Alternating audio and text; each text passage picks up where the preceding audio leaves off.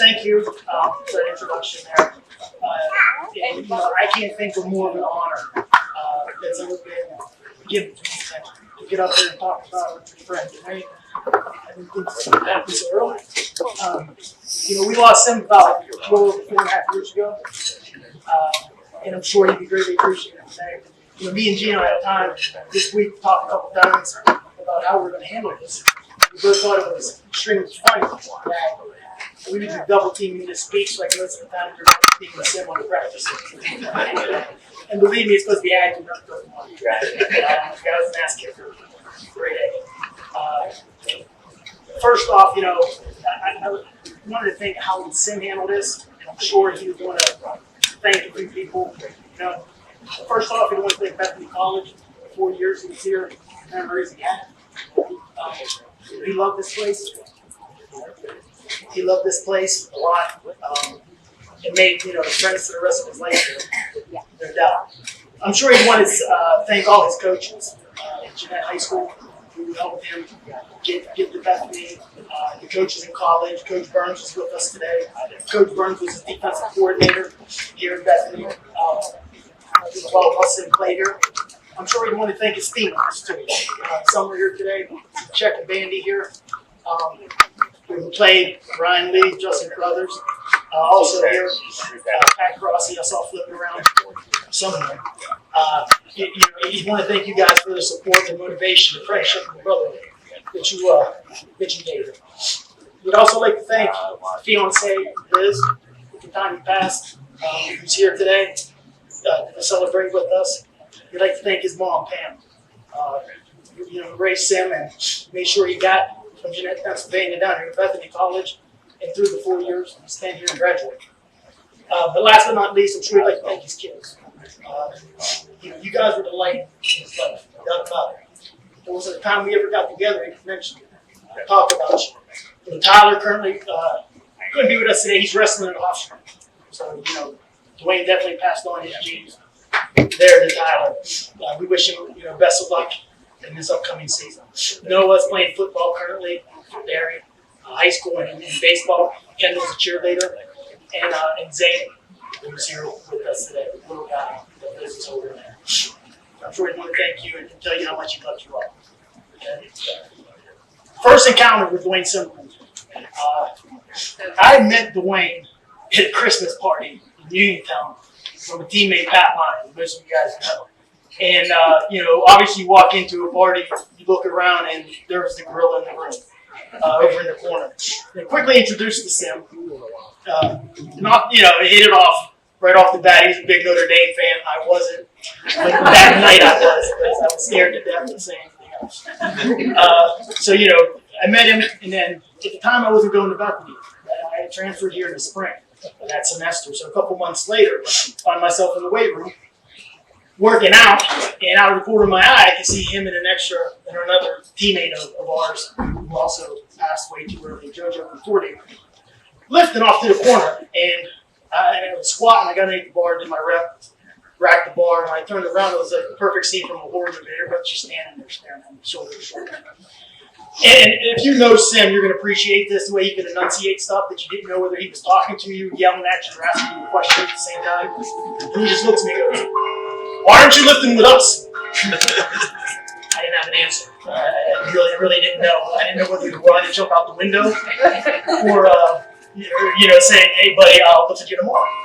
But anyway, that's what really started us in the weight room. I would lift with him and JoJo for the rest of that week, and that Friday, as most Bethanians do, we went down to the happy hour, and that pretty much forged the friendship from here on out in the brotherhood. On the field, I had to wait the whole 6 months to get onto the field and see what Sim was all about. Going into that year, my first year at Bethany, I hadn't played in like 3 years. I dropped weight. I was down, believe it or not, down like 250. The first time I went against Sim, he had me on skates. I couldn't do everything I was ever taught. Drop your ass, spread your feet. He was just driving me back. And for the first time and only time I can say this honestly, I thought I need to pull weight. So thank you, Sim, for that. As a player, he had the ability to dominate from the position and not think. He could. The interior D-line. He could beat you with power, he could bull rush you, and he could beat you with finesse, he could swing you.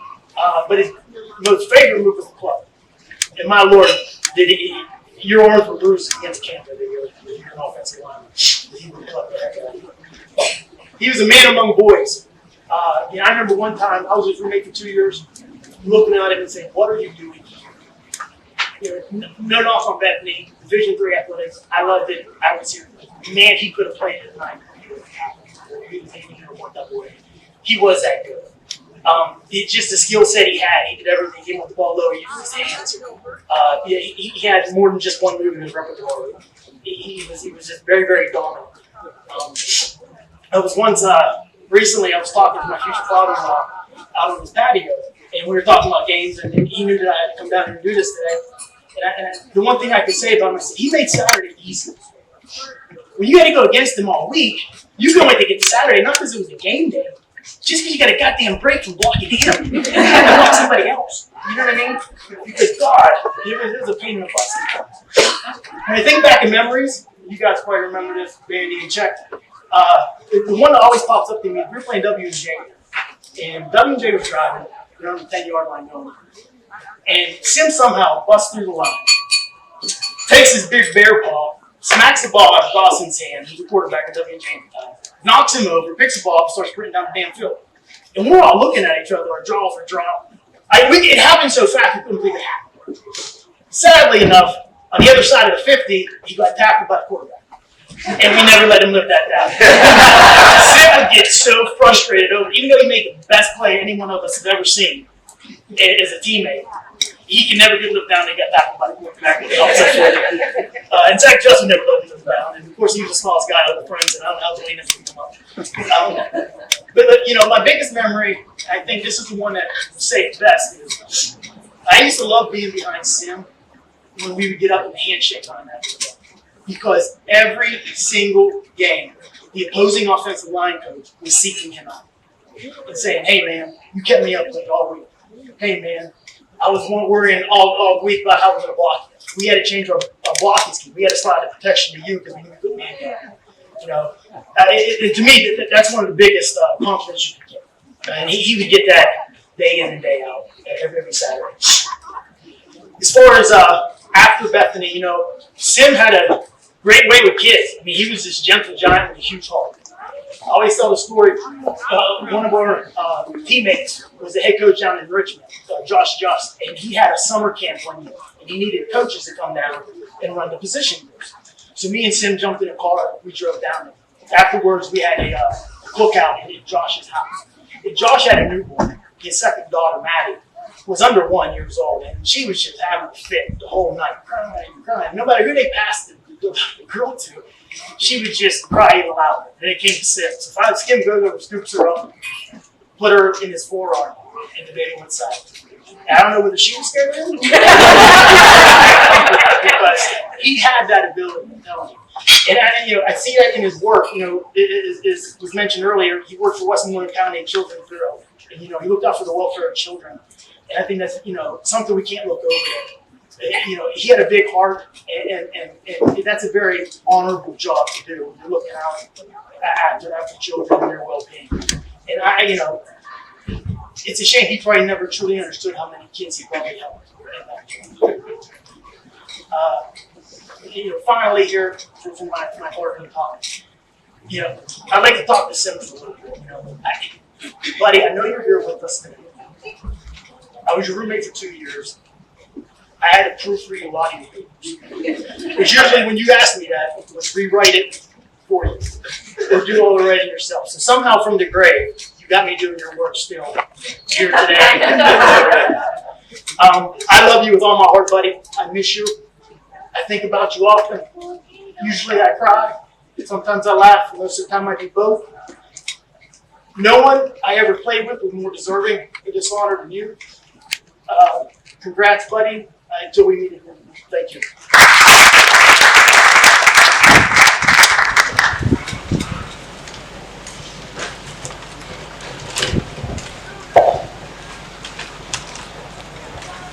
As Bunk said, what an honor to be here. Not a more deserving person that I ever played with. I want to talk about meeting. It was a warm Sunday afternoon back in 1998. I was a freshman coming to football. We were meeting up in Moreland. As a freshman right out of high school, I'm looking around the room, sizing everybody up, see sort of where I fit in. And I felt pretty good. Down in the lobby, I felt really, really, really good about myself. I said, I can hang, I think, with just about anybody here. I start carrying my stuff to my room, and there, sitting on the bed next to the window, is Dwayne. He stands up, and he's 6'2". His shoulders are a time and a half times my size. He's shaped like a V. He grabs my hand with his paw. And for the first time, and right then I puffed my chest out, just like I'm going to defend myself. And for the first time that day, I felt out of place. I was just hoping that there wasn't a room of these guys that I fell into that, I just haven't seen yet. It wasn't until the first team meeting when I got there, I was like, okay, this guy is just different. He's different than everybody here in size, stature, and the way he just carried himself. But Dwayne and I hit it off pretty quick. As anybody that's ever been in Moreland would know, he and I were squeezed into a dorm room in there. And I say squeezed, those rooms were not very big.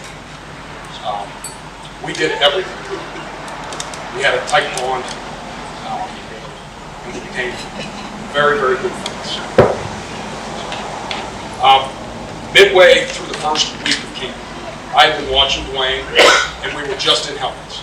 I'm like, damn, this guy is big, he's fast, he's athletic. I am just hoping we put the pads on. Sometimes, guys are big, maybe you just got to hit him a couple times, and maybe he'll come down to my size. Wasn't really the case with Dwayne. The harder you hit Dwayne, the harder he came at you. It didn't slow him down at all. The two of us had epic battles in camps. It was always, hey, let's bring these two freshmen together. Let's have these two go one-on-one. I learned pretty quick I had to change the way I played just to hang with him, just to be on the same field as him. The old things that I did weren't going to work. They were not going to work against him. I want to thank him every day because he's the reason that I became a starter as a freshman. He pushed me to the limit and helped me become a four-year starter. But no matter how hard we fought, how much trash we talked at practice, right afterwards, we were best of friends. We ate every meal together. We studied for freshman seminar together. We just had fun being freshmen together, being college students together. Later in the Bethany career, he was a member of what we would call the Hot Chocolate Club. So we basically closed down the cafeteria and drink hot chocolate together and talk and laugh and beat each other up over what happened in practice that day. I knew Dwayne had an influence on me as a player would continue throughout my four-year career. Dwayne changed the way that you had to do everything. He changed the way you worked out. When I would go into summer, a lot of guys would, highlight a day, maybe highlight the W&J day. My day was the first day of pads because I know if I didn't work out hard during the summer, Dwayne was going to eat my lunch at practice. So I had to go at it. So I wasn't embarrassed for the 13 weeks we were on football field together.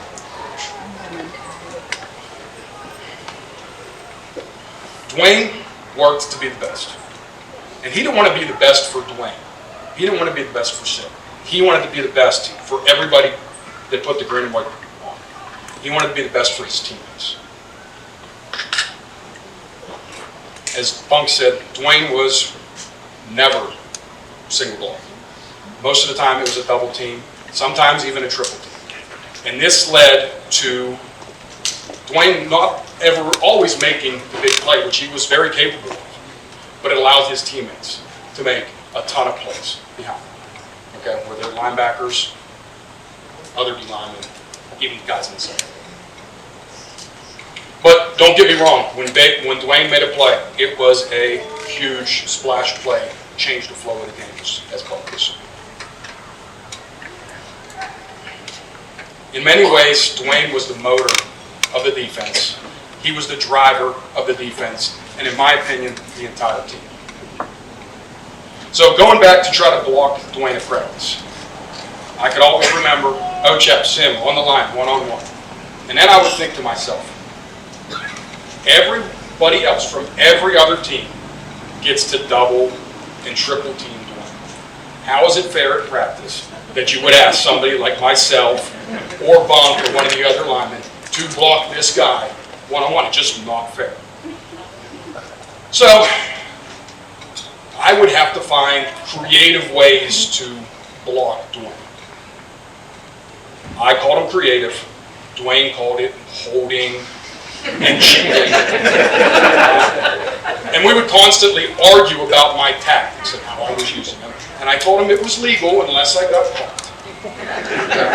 But it helped me. I actually developed some, very good tactics and creative ways of blocking.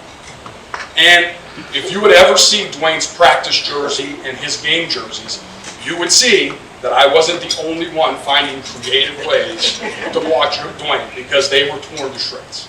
I mean, literally torn to shreds. They were always putting them back together with shoelaces and other things like that. And these creative ways were the only way that you could slow Dwayne down. And that's probably a better way to put it, because nobody ever really blocked Dwayne. They just tried to slow him down, get in his way. When we were at Bethany, we were convinced there was no other team in the country that would do more first-team offense versus first-team defense in our scout team. There was no other team in the country that would do more. And thinking back, I attribute that to Dwayne Cymmerman. It was his fault that we always had to see the first-team defense, because that might be the only way that you could slow Dwayne down, is keep throwing the first team right out there with him in his face. And we didn't do that with the job of slowing him down. I'm going to talk about one day of practice when I was creatively trying to block in one-on-one pass rush. So a drill, offensive lineman versus defensive lineman, and they put a dummy behind us, and it's Dwayne's job to go get the dummy, my job to stop him.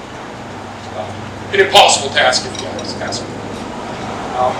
So that time I decided I want to jump in and get him in. Get in early, get into his pads. So I jump Dwayne and I lock up into him. And I'm starting to feel pretty good. He said, I'm here, I feel good about this ball. Until Dwayne does one of his club swim moves. And I never let go, but Dwayne wasn't there anymore. So Dwayne made this move, and now I'm holding the inside of Dwayne's shoulder pads. He has ripped his shoulder pads apart in my hands with the move he made. And he would never let me live that down. He would never let me. You're holding. See, you finally got caught. You finally got caught. Snyder looked at both of us and he looked and said, Gina, they are definitely going to call that. But everybody thanked me for the rest of practice, because Dwayne had to go put his stuff back together. At least nobody else had to see him for 20 minutes or so while they had to patch him all back together. So thinking back, every time Dwayne got held in the game, and I think he's still the leader, if it is a stat, he is the leader of guys getting held, whether it was called or not, in a game. But every time it was called, I would look around, look over at Bunk, and I'm like, I feel good it got called. See, I'm not the only guy that can't block this guy without holding. So, other guys are feeling my pain and doing that. One of my other very fond memories of Dwayne is we took some long charter bus trips. And a big thing on a charter bus trip is who you're going to sit with. From the start, our freshman year, till the very end, my seatmate was always Dwayne. We probably really put some stress on those seats, because by the time we were seniors, we were both 290 plus sitting next to each other. And the guys would say, hey, find a smaller guy. You'll be more comfortable. Find a smaller guy. But there was no more comfortable place. He would put his arm in there and he would be inviting, and then I would just come in there and we would just sit and talk and laugh and sleep on each other for the 8-hour trip to Chicago.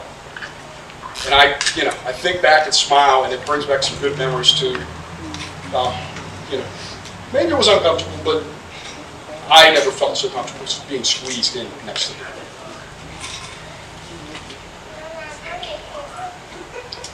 I know if Dwayne was here, he'd want to thank all the coaches that helped him along the way. This group was led by Dwayne's defensive coordinator of 4 years, Don Burns. The bond coaches at Bethany have with their players went beyond a player-coach relationship. These coaches cared about us on and off the field. They wanted us to succeed in every aspect of our day, and that did not go unnoticed. So, Coach Burns, thank you. All the other coaches.